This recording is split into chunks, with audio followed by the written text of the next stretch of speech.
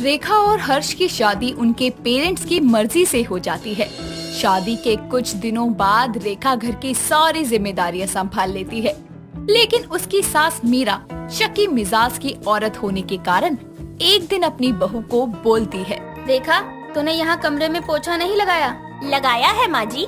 लग तो नहीं रहा, जा दोबारा लगा। थोड़ा हाथों को जोर लगाकर पोछा लगाया कर, सारे फर्श को काला कर दिया तूने। पता नहीं कैसे सफाई करती है। रेखा दोबारा से पोछा लगाने लगती है और मीरा खुद से बोलती है, देखूं तो कैसे काम करती है, कहीं आगे आगे से सफाई करके महारानी फोन चलाने न बैठ जाए। रेखा, जल्दी जल्दी काम कर। रेखा घर का सारा काम करती थी, फिर भी उसकी सास उसके पीछे पीछे घूमती रहती थी। रेखा कपड़े धोकर छत पर सुखाने चली जाती है और पीछे से एकदम से मीरा आकर उसे बोलती है, कितनी देर लगा दी छत पर, किसी को देख रही थी क्या? क्या हुआ माँ जी, आपने तो डरा ही दिया। छत पर आकर सो गई थी क्या? इतनी देर तक क्या कर रही थी? कपड़े सुखा रही थी मैं। अपने कपड़े छत पर नहीं सुखाएगी आज के बाद, नीचे सुखाया कर। इतनी जगह है वहीं सुखा दिया कर। अब चल नीचे खाना बना जाकर। रेखा नीचे आकर रसोई में खाना बनाने लगती है और बाहर बैठी मीरा खुद से बोलती है, देख कर आती हूँ कहीं दूध तो नहीं पी रही चुपके से। रेखा, ये दूध कैसे खत्म हो गया इतनी जल्दी? माँ जी, रात को हर्ष ने दूध पिया था, सुबह पापा जी ने, और अभी आपके लिए चाय बनाई थी। अच्छा, लेकिन सही से इस्तेमाल करा कर, सब चीजें जल्दी जल्दी खत्म हो जाती हैं। मीरा बाहर चली जाती है। तभी रेखा बोलती है, पता नहीं माँ जी को भी क्या हो गया है, छोटी छोटी बातों पर मुझ पर शक करती रहती है। खाने पीने की चीजों को लेकर तो ऐसे छुपा छुपा के रखेंगी जैसे सारा का सारा मैं ही खा जाऊंगी। माँ जी, खाना खा लो। तू अपने लिए नहीं लेकर आई? नहीं माँ जी, मुझे भूख नहीं है, मैं बाद में खा लूंगी। अच्छा, अकेले में ज्यादा घी मक्खन लगाकर खाएगी? अभी लेकर आ मेरे साथ, यहीं बैठकर खा। खाना खाकर दोनों अपने अपने कमरे में आराम करने चली जाती हैं। शाम होते ही रेखा के ससुर जब घर आते हैं तो उनके आते ही मीरा बोलती है, ससुर जी आ रहे हैं तेरे, इधर हो जल्दी से और मुंह ढक ले। चाय बना कर ले आ, खाना बनाने की भी तैयारी कर लियो, और जब कोई आए तो जमीन पर ही बैठा कर। ठीक है माँ जी। ऐसे ही कुछ दिन बाद रेखा अपनी सास को बोलती है, माँ जी, बहुत दिन हो गए हैं मुझे मार्केट गए हुए, मेरा मेकअप का सामान भी खत्म हो गया है, एक भी लिपस्टिक नहीं है मेरे पास। गली में आता तो है वो रेडी पर, उससे ले लियो। आएगा ना, मैं लेकर रख लूंगी। माँ जी, वो बेकार होती हैं। 10 पीस वाली लिपस्टिक मैंने कभी नहीं लगाई। हम भी तो वही लगाते हैं, तू बड़ी रईसनी आई है जो वो नहीं लगाएगी। ससुराल आने के बाद हर चीज में रोका टोकी होना अब रेखा के लिए आम हो गया था। ऐसे ही एक दिन रेखा की बहन उससे मिलने आती है, लेकिन मीरा उन दोनों को अकेले नहीं छोड़ती, क्योंकि उसे लगता है कि उसकी बहू अपनी बहन को सब कुछ बता न दे। अपनी सास के साथ में बैठे रहने की वजह से दोनों बहनें ज्यादा बात नहीं कर पाती। ऐसे ही कुछ दिन बाद रेखा अपनी सास को बोलती है, माँ जी, सूट लेना था, रक्षाबंधन भी आ रहा है और कल हमारी एनिवर्सरी भी है, तो बाजार चल ले। तू क्या करेगी बाजार जाकर? मैं खुद ले आऊंगी। अभी हर्ष आ रहा होगा, तू यहीं रहे। ठीक है, तो फिर आप ही ले आना। मीरा अपनी बेटी और बहू के लिए सूट खरीद लेती है। साथ ही अपनी बेटी पल्लवी, जो पढ़ाई के लिए दूसरे शहर रहती थी, उसको कॉल करके घर बुला लेती है। उसकी दूसरी बेटी छवि भी अपने ससुराल से अपने भाई भाभी की एनिवर्सरी पर घर आती है। एनिवर्सरी के मौके पर आए सभी रिश्तेदार सोफे, बेड, चेयर पर बैठे होते हैं। तभी पल्लवी खड़ी हुई रेखा को देखकर बोलती है, भाभी आप भी बैठो ना हमारे साथ, इतनी देर से खड़ी हो, थक जाओगी। आओ बैठो सोफे पर। सोफा क्या होता है? आज तक पता नहीं मुझे, मैं कभी बैठी ही नहीं इस पर। क्यों, क्या हो गया? आप बैठ नहीं सकती क्या हमारे साथ? छवि को भी उसके ससुराल में आपकी तरह ही खड़ा रखते हैं क्या ऐसे? नहीं दीदी, रहने दो, माँ जी गुस्सा करेंगी, मैं ऐसे ही ठीक हूँ। वैसे भी अभी मुझे खाना बनाने जाना है। चलो मैं भी आपके साथ ही चलती हूँ। रेखा और पल्लवी रसोई में खाना बनाते हुए बात कर रहे होते हैं। तभी मीरा भी उनके पास काम करने के बहाने आकर बैठ जाती है, ताकि रेखा पल्लवी को कुछ बता न दे।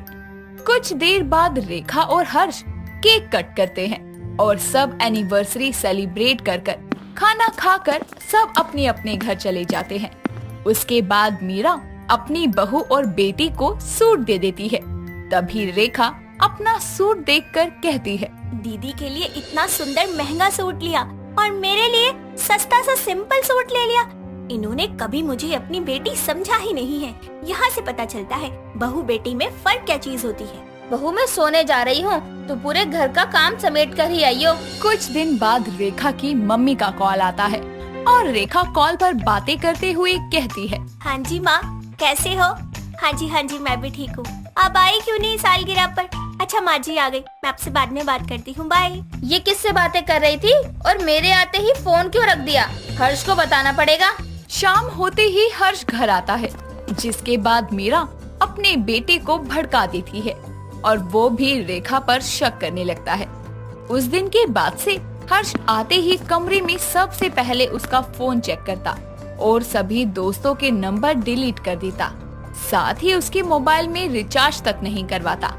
ऐसे ही एक दिन रेखा को फोन पर लगे देखकर वो बोलता है, क्या फोन में लगी रहती हो? दिखाओ किससे बात कर रही हो इतना हंस कर। फोन दो, अब कोई फोन नहीं मिलेगा तुम्हें। मेरी बहन से बात कर रही थी। और ये मोहित क्या बात करता है तुमसे? तुम्हारा भाई ही है, उस पर शक कर रहे हो? अरे वो कितना छोटा है उम्र में। अरे इस चार दीवारी में मुझे कैद करके रखते हो, फिर भी तुम दोनों माँ बेटे को शक रहता है कि मैं भाग जाऊंगी। रेखा लाइट ऑफ करके दुखी होकर सो जाती है। रेखा प्रेग्नेंट होती है और प्रेगनेंसी में भी घर का सारा काम वो ही करती थी। ना तो उसे मीरा कहीं बाहर निकलने देती और अगर कोई घर में उससे मिलने आ जाए तो उसके साथ अकेले नहीं छोड़ती। 9 महीने बाद रेखा अपने बच्चे को जन्म देती है, जिसके बाद वो बेड रेस्ट ही कर रही होती है। इस वजह से मीरा को सारा काम करना पड़ता है और वो चिढ़ते हुए काम करती है। बच्चे के आने की खुशी में पल्लवी और रेखा की माँ सरला उससे मिलने आती है और सरला बोलती है, ला इसको मुझे गोदी में दे दे। तू बता खुश तो है ना? हाँ माँ। बेटा लग तो नहीं रहा तुझे देख कर कि तू खुश है। मेरी लाडो बता क्या बात है? भाभी बता दो, आज ही मौका है आपके पास बताने का, तभी सुधरेंगे ये लोग। रेखा मौका देखते ही सब कुछ अपनी मम्मी को बता देती है।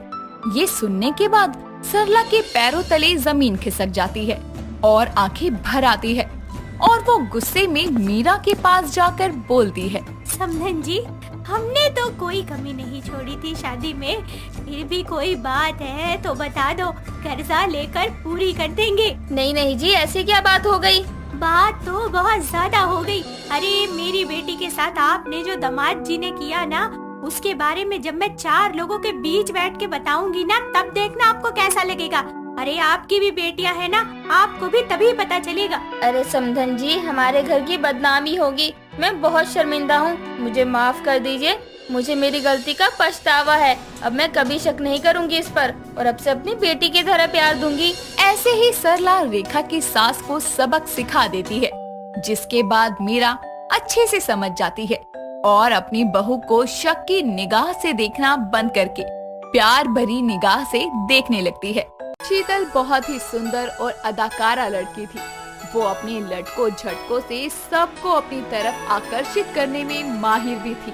उसकी शादी साहिल नाम के लड़के से होने वाली थी। ऐसे ही एक दिन उसकी माँ निर्मला उससे बोलती है, शीतल बेटा, आज मार्केट से तेरी शादी का जोड़ा खरीदने जाना है, तू तैयार है? चल मैं इंतजार कर रही हूँ। अच्छा मम्मी अभी आई, बस 10 मिनट। 10 मिनट बाद शीतल तैयार होकर अपनी माँ के साथ मार्केट के लिए निकल गई। वहाँ पर वो कई सारे शादी के जोड़े देखने लगी, जिसमें से एक जोड़ा उसे बहुत पसंद आया, लेकिन वो महंगा था। तो निर्मला के बार्गिंग करने पर दुकानदार बोलता है, अरे बहन जी, ये आपने क्या रेट लगा रखा है? हमने तो आपको पहले इतना कम रेट बताया था, इसीलिए अब और कम रेट नहीं हो सकता। आपको लेना है तो लो, नहीं तो जाओ। अरे भैया, क्या इसमें हीरे लगा कर दे रहे हो? फ्री में थोड़ी ना मांगा है, बस दाम कम करने को ही तो कहा है। अब जल्दी से दाम कम कर दो, नहीं तो मार्केट में बथेरी दुकानें हैं। शीतल अपनी माँ के साथ वहीं पर ये सारी बातें सुन रही होती है और वो अपने थोड़े लटके झटके दिखाते हुए बोलती है, अरे मेरी प्यारी माँ, आप हटो, मैं बात करती हूँ। देखिए भैया जी, आपको भी ये जोड़ा बेचना है और हमें ये जोड़ा खरीदना है, तभी तो यहाँ आए हैं इतनी दूर से। तो देखिए, ये मोल भाव जरा सोच समझ कर लगाइए, जरा सही सही दाम बताइए। शीतल की बात सुनकर दुकानदार बोलता है, अरे बहन जी, अब आप इतने प्यार से और इतनी मासूमियत से बात करोगी ना, तो मुझे भी सही रेट लगाना ही पड़ेगा। ठीक है, आप अपने बताए रेट पर ही ले जाओ। बहुत बहुत शुक्रिया भैया जी। अगर आप ये जोड़ा सही दाम में ना देते तो मैं अपनी शादी पर अपने पसंद के कपड़े न पहन पाती। अरे कोई बात नहीं बहन, फिर आना जीजा जी के साथ भी। इसी तरह से शीतल सबको अपनी बातों और चेहरे की मासूमियत को दिखाकर अपना काम निकलवा लिया करती। यूं ही दिन बीतते जाते हैं। शीतल की शादी भी हो जाती है। ऐसे ही एक दिन शादी के बाद शीतल की सास कोमल उससे कहने लगी, शीतल बहू, आज शाम को घर पर कुछ लोग आ रहे हैं तुमसे मिलने, क्योंकि वो किसी वजह से शादी में नहीं आ सके थे, तो तुम तैयार रहना। ठीक है माँ जी, तो आज खाने में क्या बनाना है और मैं आज कैसे कपड़े पहन सकती हूँ? खाने में जो तुम्हें लगे सबको पसंद आएगा वही बना लेना। और रही बात पहनने की, तो कुछ भी पहन सकती हो, यहाँ तुम्हें किसी तरह की कोई मनाही नहीं है। माँ जी, वो तो मैं जानती हूँ कि मुझे कोई मनाही नहीं है इस घर में, लेकिन मेरे पूछने का मतलब ये था कि मैं ऐसा कौन सा ड्रेस पहनूं जिसमें मैं बेहद खूबसूरत लगूं। शीतल की बातें सुनकर कोमल हंसने लगती है और हंसते हुए कहती है, अरे बहू, क्यों इतना सोचती हो? तुम तो कुछ भी पहनो अच्छी ही लगोगी ना। सच्ची माँ जी, आप बहुत अच्छी। अपनी सास के मुंह से अपनी तारीफ सुनकर शीतल बड़ी खुश हो जाती है और फिर थोड़ा सा इतराते हुए बोलती है, वैसे माँ जी, मैं जब कभी बाहर जाती थी ना, तब सभी लोग यही कहते थे कि देखो देखो कैसे लहराती हुई अपने बालों को झटकाती हुई कमर को मटका मटका कर चल रही है, मार ही डालोगी सबको। सही तो कहते हैं वो लोग, तुम जैसी हो अच्छी हो, ठीक हो। अब हमें काम पर लग जाना चाहिए, नहीं तो बहुत जल्दी ही शाम हो जाएगी। माँ जी, बातें तो हम कभी भी कर लेंगे, अभी काम कर लेते हैं। इतना कहकर शीतल मटकती हुई ही वहाँ से चली जाती है और दोनों सास बहू अपने अपने कामों में लग जाती हैं। घर का सारा काम खत्म करने के बाद शीतल खुद का तो मेकअप करती ही है और फिर उसके बाद अपनी सास के कमरे में जाकर उनसे बोलती है, ये क्या माँ जी, आपने तो कुछ भी नहीं किया, बस मैं ही बन ठन कर बैठ गई सबको लटके झटके देने के लिए। तुम भी ना बहू, कैसी कैसी बातें करती हो। अब इस उम्र में मुझे भला किसको लटके झटके दिखाने हैं, मैं जो तुम्हारी बराबरी करूं। अरे माँ जी, आप भी कैसी बातें करती हैं? जरूरी थोड़ी ना है कि मेकअप किसी को लटके झटके दिखाने के लिए किया जाए। अरे मेकअप इसलिए किया जाता है ताकि जितने आप सुंदर हैं उससे थोड़े ज्यादा सुंदर दिखें। और फिर मैं भी चाहती हूँ कि सब ये ना कहें कि खुद तो बंठन कर रहती है और सास का ध्यान ही नहीं रखती। अरे बहू, तुम नहीं मानने वाली हो। चलो ठीक है, मेरे बाल ही बना दो। ठीक है माँ जी, अब देखना कैसे मैं आपको लटके झटके मारने वाली बहू की सास बनाती हूँ। कुछ ही देर में अपनी सास को वो तैयार करती है और दोनों घर पर मेहमानों का इंतजार कर रही होती है कि तभी दरवाजे की घंटी बजती है और कोमल बोलती है, बहू, तुम चाय नाश्ता तैयार करो, मैं उन सभी को घर में लेकर आती हूँ और बैठाती हूँ। जी माँ जी, आप ले आइए, मैं भी रसोई में जाती। कोमल मेहमानों का स्वागत करती है और शीतल हाथों में ट्रे लिए रसोई से आ रही होती है। आइए, आप सबका ही इंतजार हो रहा था, बैठिए ना आप सब। आप सभी को मेरा नमस्ते, मेरा नाम शीतल है। लो, आप सभी पानी पियो और ये मीठा भी लो। हाँ जी, सभी लीजिए और मीठा भी खाना, मैंने खुद अपने हाथों से बनाया है और खाकर जरूर बताइएगा कि कैसा बना है। और अभी तो आपको खाना भी खाना है, बिना तारीफ के मानूंगी नहीं मैं। शीतल की ऐसी बातें सुनकर सभी हंस पड़े और फिर कोमल और शीतल सबकी खूब खातिरदारी करती हैं और कुछ देर में सारे मेहमान जाने लगते हैं। तभी उनमें से एक आंटी दरवाजे पर पहुंचकर कोमल से कहती है, अरे कोमल, तेरी बहू से मिलकर तो बहुत अच्छा लगा हमें। इसका यूँ लहरा कर चलना और चलते वक्त अपने बालों को बार बार यूँ झटकना और बड़े ही प्यार से सबको अपना बना लेना, बहुत ही अच्छा लगा हमें। ऐसे लटके झटके वाली बहू सबको नहीं मिलती। हाँ हाँ, बात तो तुम सही कह रही हो, लाखों में एक है मेरी बहू। मैं तो इसको इसी नाम से बुलाती हूँ। बहू, अरे ओ बहू, यहाँ आना तो जरा। हाँ जी माँ जी, आपने बुलाया मुझे? हाँ, ये सब अब जा रही थी तो एक बार फिर से तुझे देखना चाहती थी। हाँ हाँ बहू, हमने सोचा कि जाते जाते एक बार तुम्हें फिर से देख लें। अरे आंटी जी, मैं तो मजाक कर रही थी, बस यूं ही। आप तो सच में मेरी तारीफों के पुल बांधने लगे।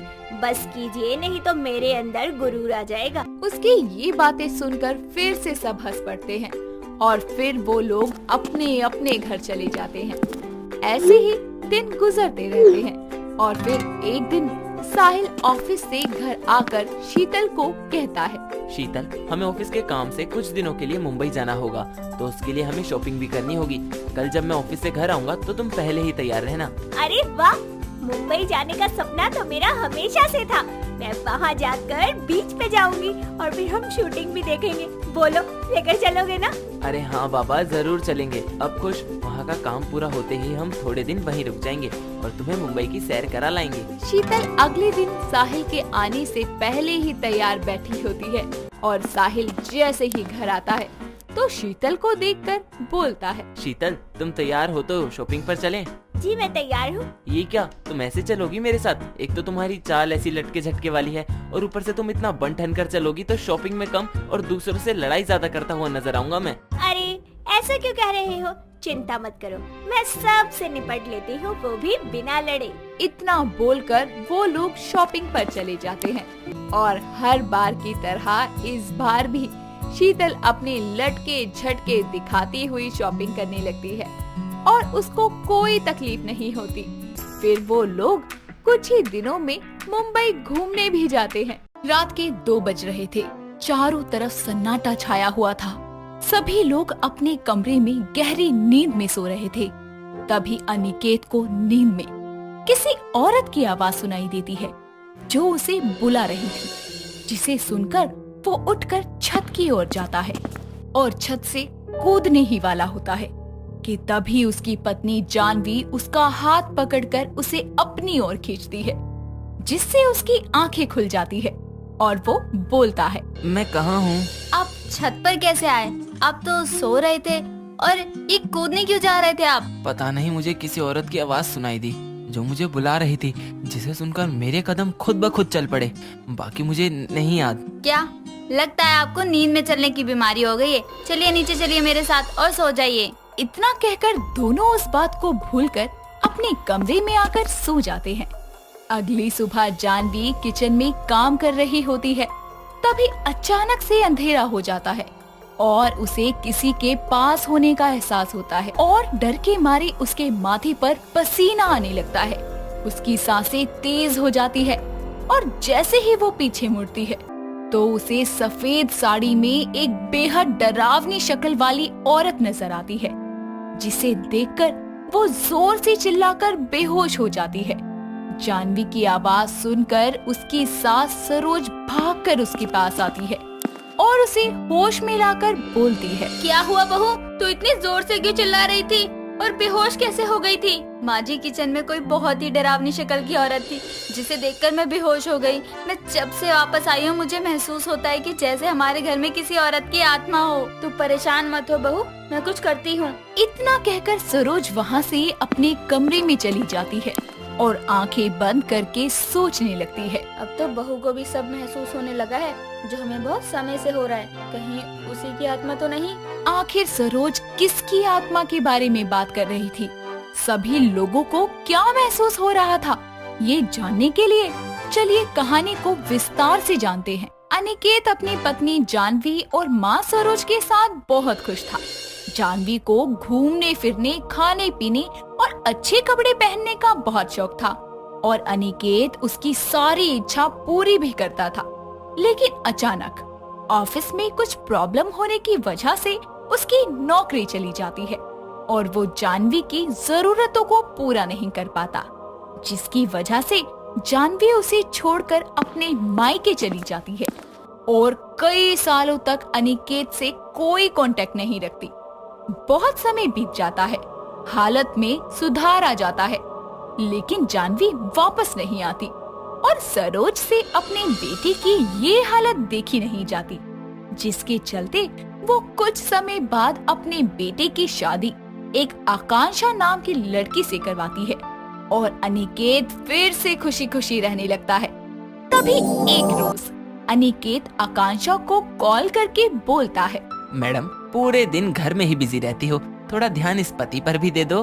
अच्छा अनु जी, कहिए क्या चाहिए? अनु? मेरा नाम अनिकेत है मैडम, अनु नहीं। जानती हो, मैंने आपका निकनेम रख दिया। अच्छा है ना? तुम प्यार से कुछ भी बोलो, सब अच्छा है। अच्छा इतना प्यार, तो ये बताइए कॉल क्यों किया था? ज्यादा कुछ नहीं, बस तुम जल्दी से रेडी होकर शाम को शिव मंदिर के पास आ जाना। मैं तुम्हें वहीं से पिक कर लूंगा, हम मूवी देखने जाएंगे। ओके, आ जाऊंगी। आकांक्षा तैयार होकर जैसे ही घर से निकलती है कि तभी वो देखती है कि एक कार बहुत तेजी से एक छोटे बच्चे की तरफ आ रही है और उस बच्चे को बचाने के चक्कर में उसका बहुत बुरा एक्सीडेंट हो जाता है, जिसमें उसकी जान चली जाती है और अनिकेत फिर से उदास हो जाता है। इस बात को कई महीने गुजर जाते हैं। तभी एक रोज उसकी पहली पत्नी जानवी अपने घर वापस आती है और अपने पति और सास से अपने किए की माफी मांगने लगती है। दोनों जानवी को माफ कर देते हैं और खुशी से रहने लगते हैं। लेकिन अनिकेत की दूसरी पत्नी के बारे में उसे कोई कुछ नहीं बताता। सरोज की ये सब सोचते सोचते आंख लग जाती है और वो सपना देखती है कि एक डरावनी शक्ल की औरत उसके पास आकर बोली, मुझे मरे 6 महीने भी नहीं हुए और तूने मेरे पति की दूसरी शादी करवा दी। किसी को नहीं छोड़ूंगी। इतना कहकर वो आत्मा सरोज का गला दबाने लगती है और डर के मारे सरोज की पसीने छूट जाते हैं और उसकी आंखें खुल जाती है। अब मुझे कुछ करना ही पड़ेगा। मुझे लगता है इस घर में आकांक्षा की ही आत्मा है। इतने में ही उसे जानवी की आवाज आती है और वो बोलती है, माँ जी खाना तैयार है, आ जाइए। आती हूँ बहू। थोड़ी देर बाद सभी लोग खाना खाकर अपने कमरे में सोने चले जाते हैं। तभी आकांक्षा की आत्मा जानवी के शरीर में प्रवेश करके दूध का ग्लास लेकर कमरे में आती है और अनिकेत को देते हुए बोलती है, अनु जी दूध पी लीजिए, बाकी काम बाद में करना वरना दूध ठंडा हो जाएगा। अनु, क्या तुम इस नाम से मुझे क्यों बुला रही हो? और तुम्हें कैसे पता चला ये मेरा नाम? अरे ऐसा क्यों पूछ रहे हो? और आपको कौन अनु कहकर बुलाया करता था? क्यों आप नहीं जानते मैं कौन हूँ? नहीं, मैं जानता हूँ तुम कौन हो। नहीं जानते मुझे? अभी मुझे मरे 6 महीने भी नहीं हुए थे और मुझे भूल गए। मैं इसी घर में रहूंगी, किसी को नहीं छोड़ूंगी जिंदा। इतना सुनते ही अनिकेत भागते हुए अपनी माँ के कमरे में जाता है और अपनी माँ को सब कुछ बताता है। उसकी बात सुनकर सरोज भी अपने साथ हुई सारी बातें बताती है। मुझे लगता है कि आकांक्षा की अकाल मृत्यु के कारण उसकी आत्मा इसी घर में भटक रही है। हम सभी को परेशान भी कर रही है। जरूर उसकी कोई इच्छा अधूरी रह गई है। माँ, मुझे बहुत डर लग रहा है। उसने कहा है वो किसी को नहीं छोड़ेगी। मुझे समझ नहीं आ रहा हमने उसके साथ क्या गलत किया है जो वो हमें परेशान कर रही है। मुझे लगता है अब इसमें हमारी मदद बाबा ही कर सकते हैं। मैं कल ही उनको अपने घर बुलाती हूँ। इतना कहकर अगले दिन सरोज एक सिद्ध बाबा को घर बुलाती है। घर आते ही बाबा समझ जाते हैं कि यहाँ तो किसी आत्मा का वास है।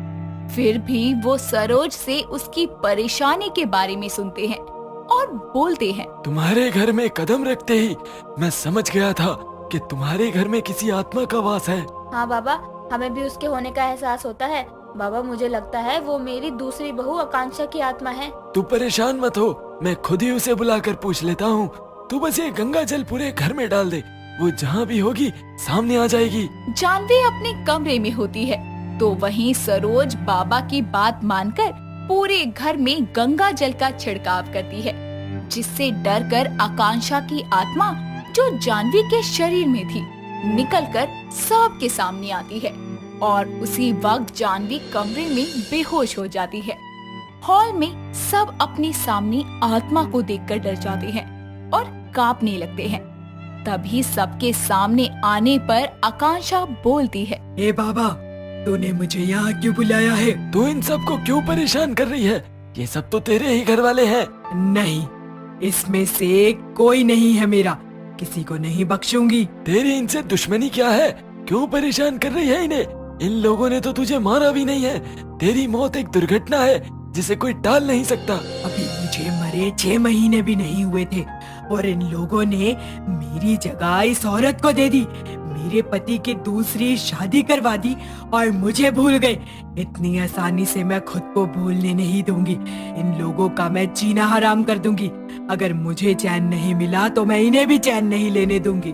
हे भगवान, इसको पता तो नहीं है कि ये उसकी पहली नहीं दूसरी पत्नी थी। अगर इसको ये पता चल गया तो ना जाने क्या होगा। अब तू मुझे मजबूर कर रही है तुझ पर अपने मंत्रों का प्रयोग करने के लिए।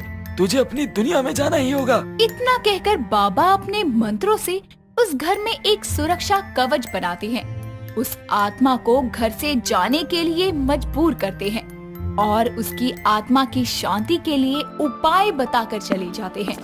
उसके जाने के बाद जाह्नवी को होश आता है और उसका पति और सास उसे सब बताते हैं और कुछ दिनों बाद सभी लोग मिलकर आकांक्षा की आत्मा की शांति के लिए पूजा करते हैं ताकि वो फिर कभी वापस ना आ सके।